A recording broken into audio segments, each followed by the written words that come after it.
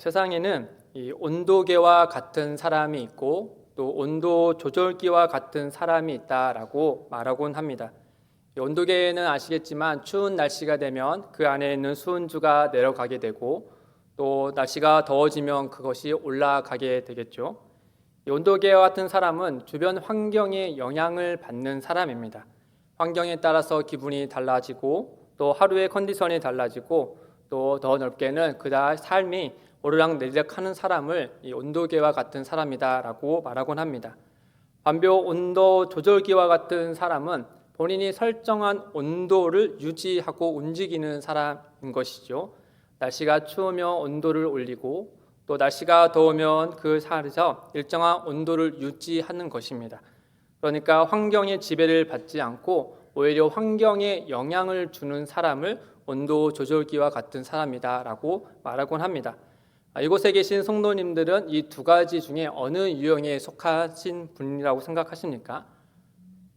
이 두 유형을 보면 사도 바울은 단연 이 온도 조절기와 같은 사람으로 분류될 것입니다. 하나씩 살펴보겠지만 그는 참 안 좋은 환경이 지금 처해 있습니다. 이 환경만 보자면 그의 삶은 힘든 것들이 너무나도 많이 있어서 낭망하고 좌절할 수밖에 없을 것 같습니다. 그럼에도 불구하고 그는 오늘의 우리가 잘 알고 있는 말씀처럼 3장 4장 13절에 이렇게 고백을 합니다. 내게 능력 주시는 자 안에서 내가 모든 것을 할 수 있느니라. 오늘 이 말씀의 배경을 한번 살펴보고 이 바울은 모든 것을 할 수 있다라고 말하는데 과연 그가 받은 능력이 무엇이길래 이와 같은 말을 할 수 있는 것일까? 이 점에 대해서 우리가 함께 살펴보기를 원합니다. 먼저 사도 바울은 자신이 뜻하는 바를 다 이룬 이후에 오늘 이 말씀을 한 것이 아닙니다. 모든 것을 다 이룬 다음에 내게 능력 주시는 자 안에서 내가 모든 것을 할 수 있다라고 말한 것이 아니다라고 하는 것이죠. 바울은 이방인의 사도로 부르심을 받고 그 사역을 해나가면서 그에게는 목적지가 있었고 소원이 하나가 있었습니다. 그 소원은 바로 무엇이냐? 로마를 지나서 당시 땅끝이라 할 수 있는 지금의 스페인 지역에 있는 서바나 지역에 가서 복음을 전하는 일이었습니다. 그러나 현실은 그렇지 못했습니다. 오늘 빌립보서에 나오는 그의 현실은 로마 감옥에 갇혀 있는 상태였고 또 황제 재판에 따라서 그가 갈 수도 또는 영원히 가지 못할 수 있는 상황에 처해 있기 때문입니다. 아울러 바울은 예수님께서 그에게 주신 사명대로 황제 재판을 기다리면서 그 마음 가운데 황제에게도 복음을 전해야 되겠다라는 마음을 가졌을 것입니다. 그걸 기회로 삼으려고 했을 것입니다. 그러나 이와 같은 상상은 그에게 유리하게 돌아가지 않을 수도 있었습니다. 바울을 경계하는 이들도 사방에 있었고 또 황제의 재판은 어떻게 그에게 불리하게 적용될지 몰랐기 때문입니다. 감옥에 갇혀 재판을 기다리는 바울은 빌립보 성도들에게 쓰는 여러 서신들의 이야기를 들어보면 그가 죽음이라는 얘기를 많이 하는데 그 죽음도 불사하고 주를 위하여 살겠다라는 표현들이 들어 있습니다. 그러니까 그가 이와 같은 표현을 한 것을 보며 그에게 죽음이 멀리 있는 일이 아니다라는 것을 스스로가 직감하여서 이와 같은 내용을 그들에게 전했던 것이죠. 여튼 그는 아직 죄가 정해지지 않았지만 언제든 중대한 죄로 정해져서 중형에 처할 수 있는 위기가 늘 도사리고 있는 상황이었습니다. 뿐만 아니라 그에게는 육신의 약함도 있었고 또 재정적으로도 풍족하지 못한 상황이었습니다. 바울의 이런 상황을 오늘 우리가 읽은 말씀에 한마디로 이렇게 표현을 합니다.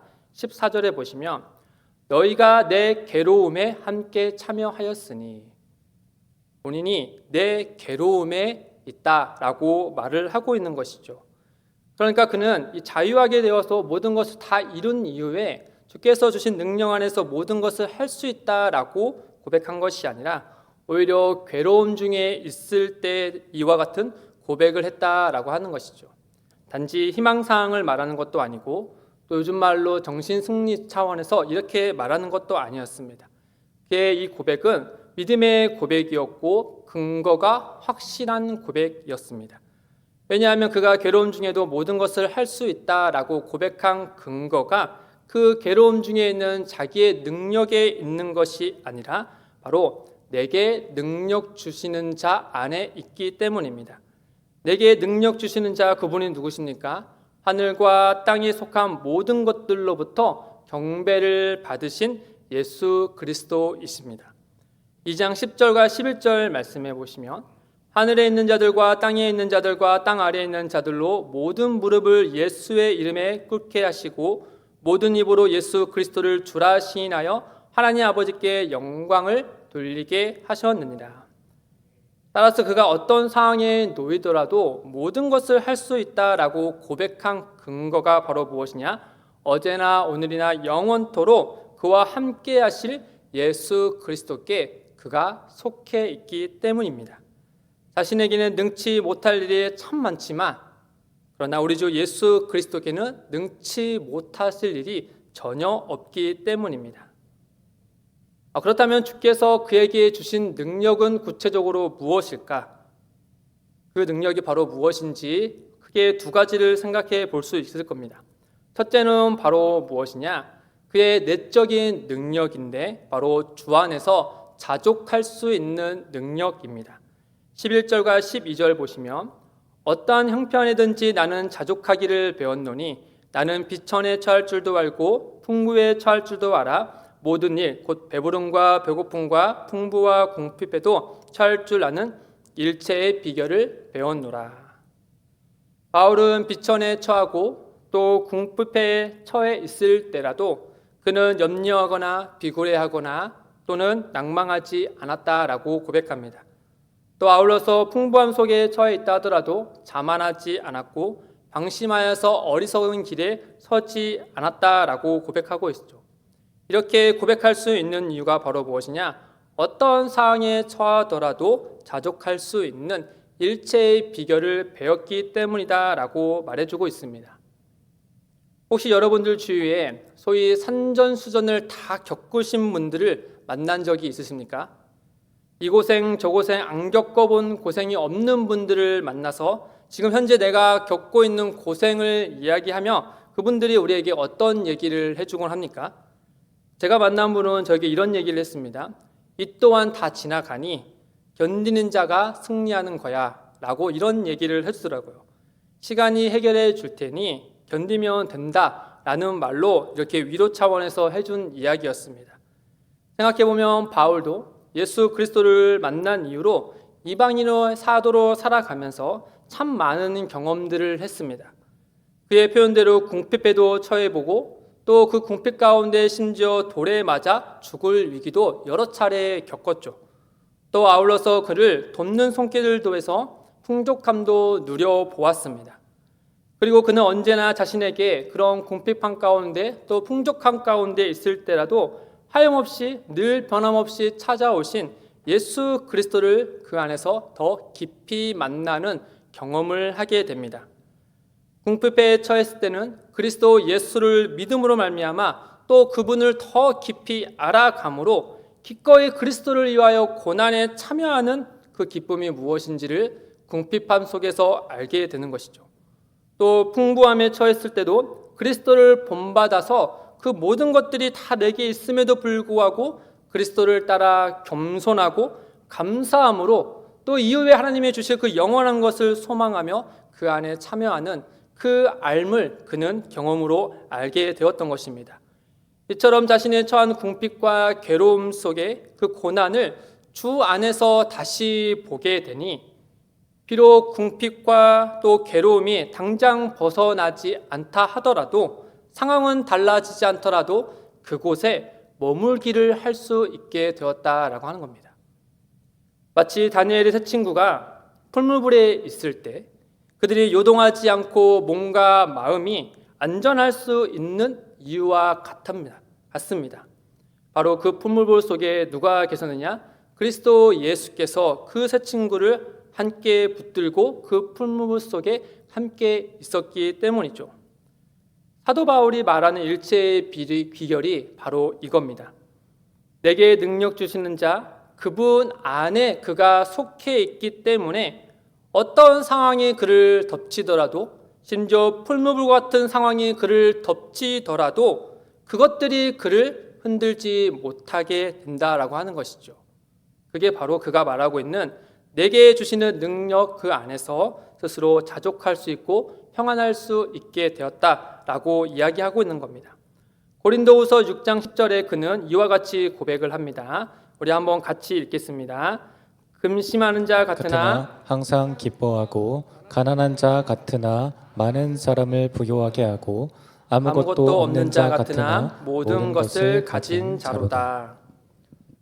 따라서 바울이 자족하기를 배웠다라는 이 말을 다른 말로 하면 우리에게 가까이 계시는 예수 그리스도로 인해서 전적으로 충분하다라는 말이 됩니다. 예수 그리스도 안에서 충분하다, 만족하다, 넘친다라는 뜻이죠. 사랑하는 성도 여러분, 우리가 지난 한 해와 더 넘어서 과거를 한번 생각해 보시겠습니까?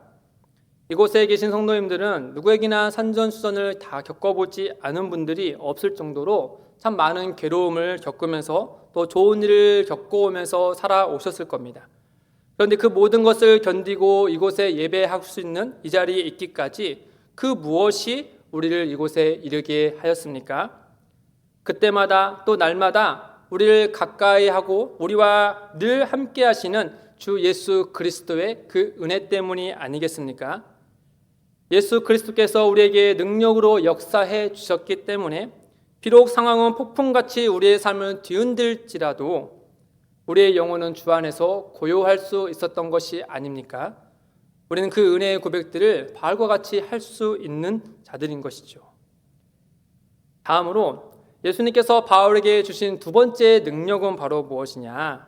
이것은 외부로부터 오는 성도들의 섬김입니다.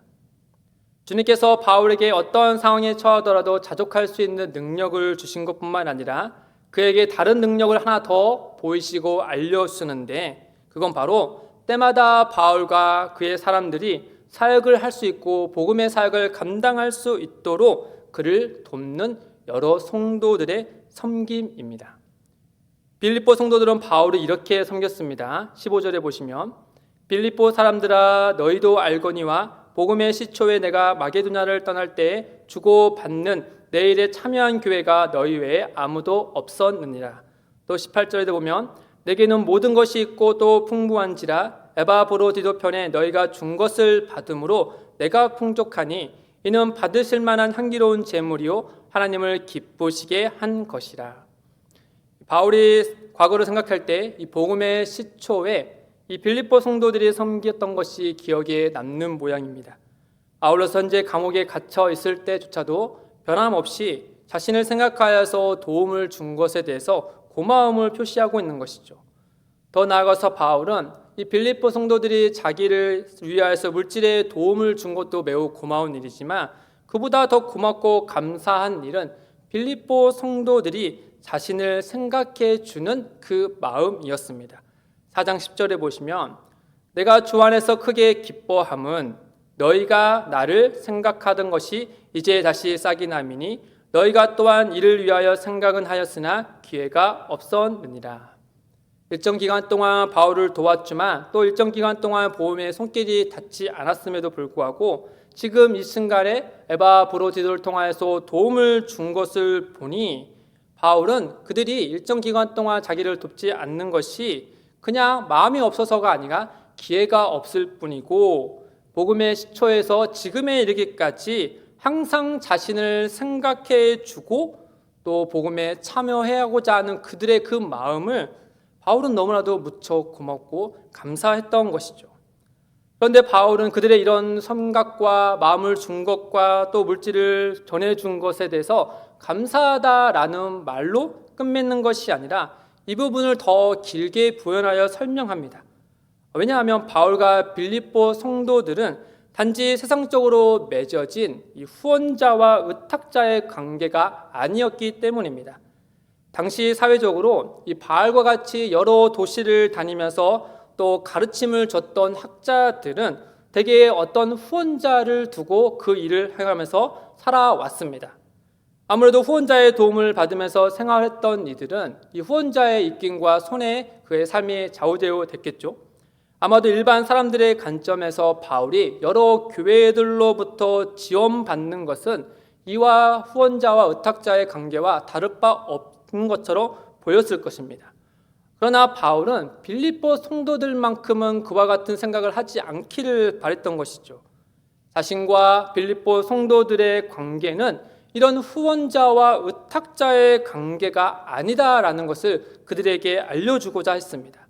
왜냐하면 바울과 빌립보 성도들 간에 맺어진 관계는 자기 스스로가 맺어진 것이 아니라 그들의 관계를 맺게 해주신 분이 다름 아닌 하나님이시기 때문입니다.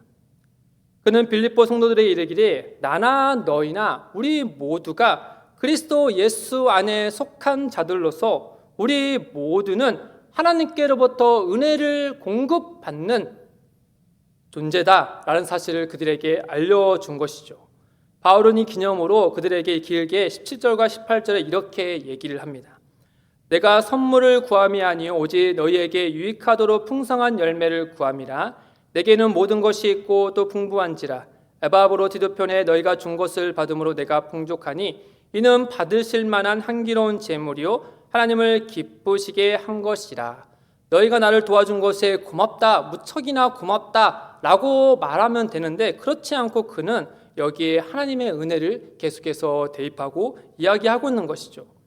즉 빌립보 성도들이 바울 자신을 생각하여서 섬겨준 일은 실은 바울이 빌립보 성도들 위해 하나님께 은혜를 구한 결과라고 말하고 있는 것입니다.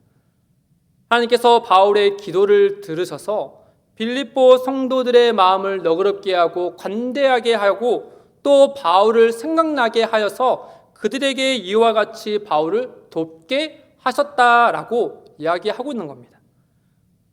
그리고 빌립보 성도들이 바울을 생각하고 그에게 이렇게 섬김을 내어준 행동은 눈에 보일 때는 빌립보 성도들이 바울을 섬긴 것으로 보여지지만 그것도 맞지만 더 궁극적으로 하나님의 이 행동을 어떻게 보시느냐?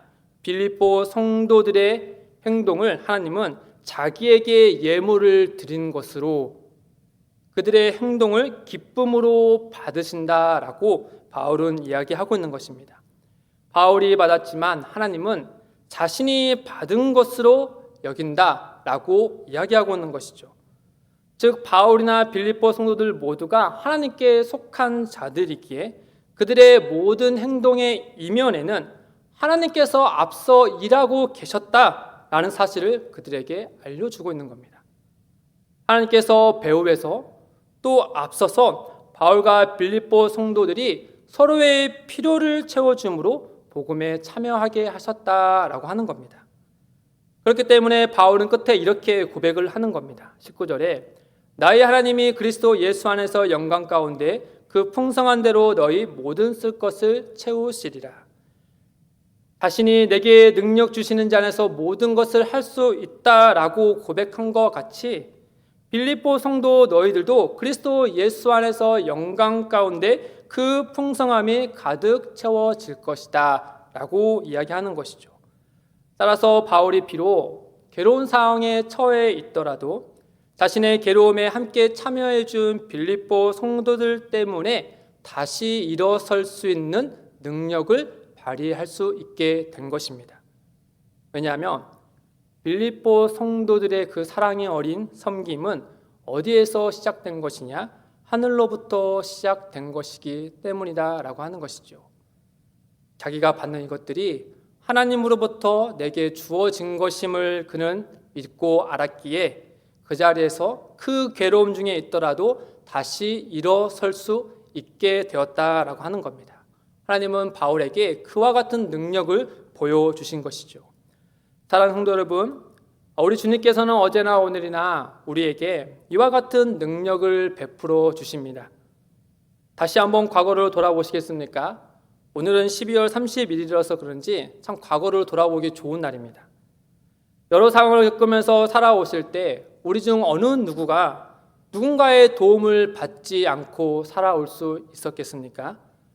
갓난 어린아기에서부터 노년에 이르기까지 우리 모두는 분명 누군가의 도움을 받으며 살아갑니다. 그런데 성도들이 받는 그 도움들의 시초가 어디신지 아시고 있으십니까? 바로 하늘에 계신 우리 주 예수 그리스도이십니다. 우리 주께서 그에게 속한 우리에게 능력으로 날마다 필요를 채워주시고 계신 것이죠. 우리 주님께서는 그 필요를 공급하실 때마다 앞서서 하시는 일이 하나 있습니다. 바로 하늘의 은혜를 이 땅에 내리시기 위해 먼저 이 땅에 기도자를 심으시는 일입니다. 하나님의 은혜로 바울은 빌립보 성도들 위하여서 기도했습니다. 또 하나님의 은혜로 빌립보 성도들은 바울을 위하여서 기도했습니다. 그러자 하나님께서 그들의 기도 위에 하늘의 것을 풍족하게 내려주신 것이죠. 그렇기 때문에 우리 모두는 은혜로 이곳에 있게 된 것은 근본적으로 하나님이 주신 은혜이지만 그 은혜를 위해서 누군가가 우리를 위해서 기도했다라는 뜻이 됩니다. 그 기도자가 누구겠습니까? 한번 양옆을 보시겠습니까? 바로 주 안에 있는 성도들입니다. 교회인 것이죠. 날마다 예배하는 교회에 성도들을 위한 기도가 있기 마련입니다. 우리가 교회에 모여서 함께 교회와 성도들을 위해서 기도할 때 하나님은 궁핍에 처한 누군가에게 새 힘과 모든 필요를 채워주십니다. 사랑하는 성도 여러분, 지난 한 해 동안 우리가 은혜 속에 거하며 살아온 것은 우리 교회가 있었기 때문입니다. 그러니 바울이 빌립보 교회를 진심으로 사랑했던 것처럼 또 빌립보 성도들이 바울을 진심으로 생각했던 것처럼 우리 모두도 내년에는 더욱더 주님의 몸된 교회를 사랑하여서 우리 모두가 주 안에서 크게 기뻐하시기를 주님의 이름으로 간절히 소망합니다. 우리 함께 들은 말씀을 생각하며 기도하겠습니다.